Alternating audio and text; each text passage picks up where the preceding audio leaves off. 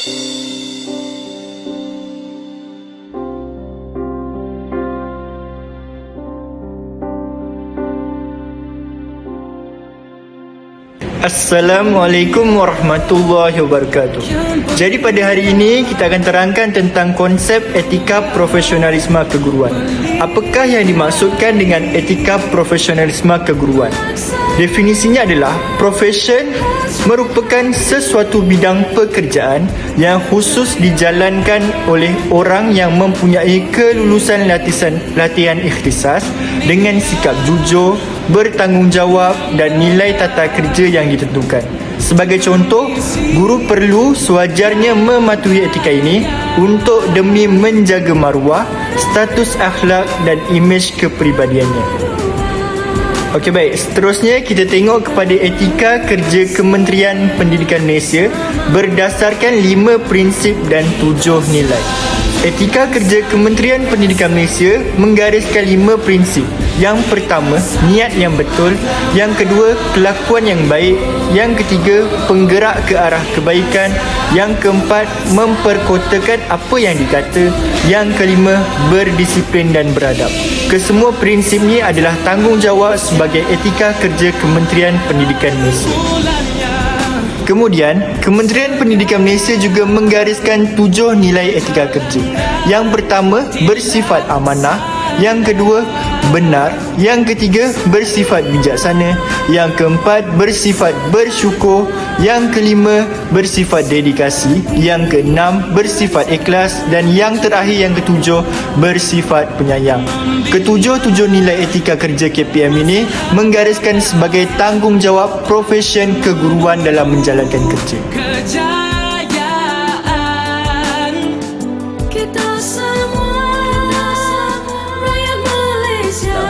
Jadi di sini saya akan meneruskan pembentangan daripada sahabat saya dan saya akan menerangkan berkenaan dengan tanggungjawab terhadap profession. Di mana tanggungjawab profession ada 5 elemen, iaitu yang pertama, memberi khidmat yang terbaik. Yang kedua, menjaga imej profession keguruan. Dan yang ketiga, melindungi kerahsiaan data dan maklumat organisasi. Dan yang keempat, mengamalkan konsep kooperatif dan kolaboratif. Dan yang terakhir ialah mematuhi perundangan tanggungjawab untuk melaksanakan tugas. Di mana kelima-lima elemen ini adalah penting adanya di dalam jiwa seorang profesion keguruan.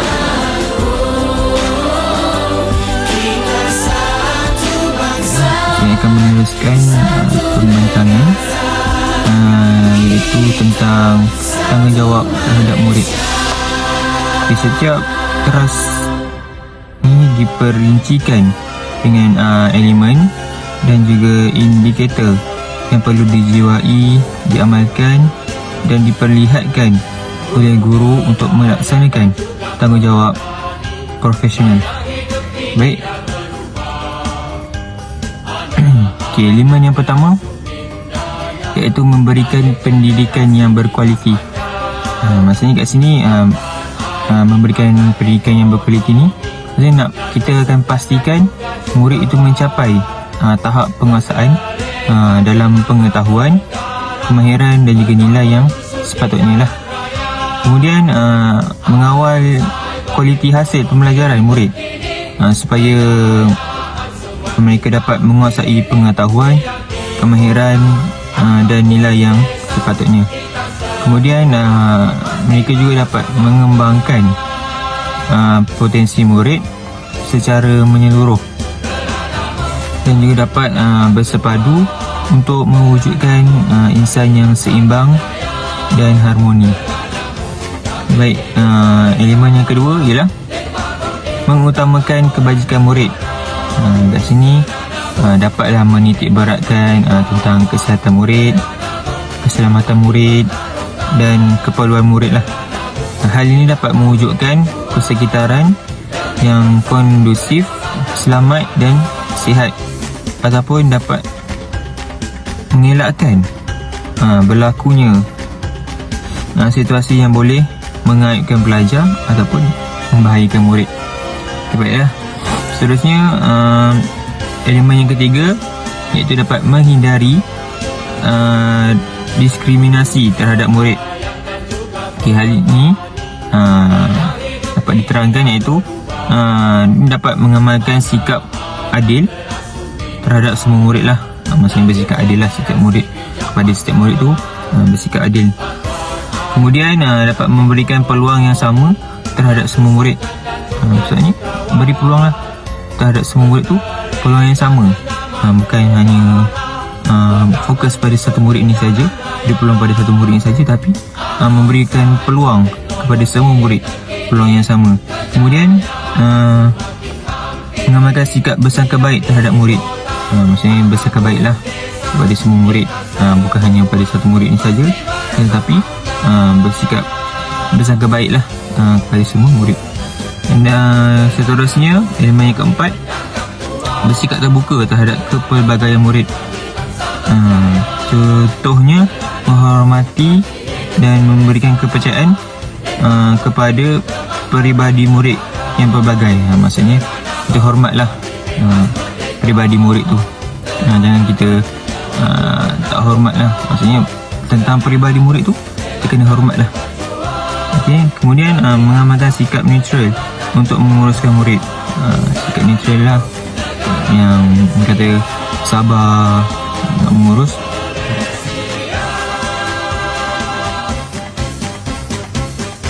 Okey, baik. Selain itu, tanggungjawab terhadap ibu bapa atau penjaga.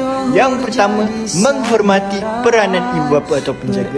Yang kedua, memelihara peranan ibu bapa atau penjaga. Yang ketiga, melindungi perkongsian maklumat bersama ibu bapa atau penjaga.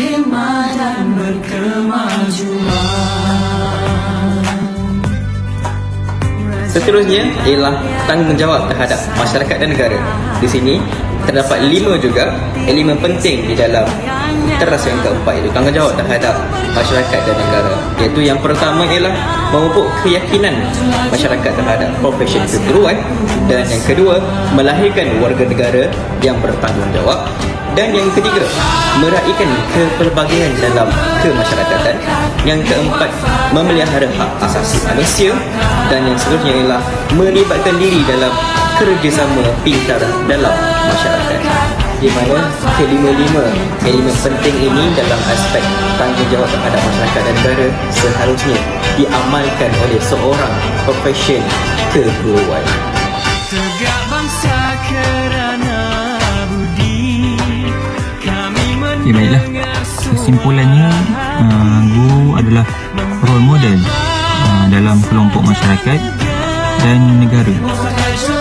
Tindak tanduk guru akan dinilai dan diikuti tanpa dipaksa. Inilah pengaruh guru yang tiada batasan. Sehingga sini setiap apa yang guru buat akan menjadi satu rujukan ataupun satu catatan kepada masyarakat, pada murid-murid, kepada negara. Pengaruh guru tidak terkesan pada ilmu yang disampaikan semata-mata, malah setiap perkataan dan perbuatan akan membawa makna kepada anak bangsa. Baiklah, itu sahaja pembentangan bagi grup kami. Sekian, Assalamualaikum warahmatullahi wabarakatuh.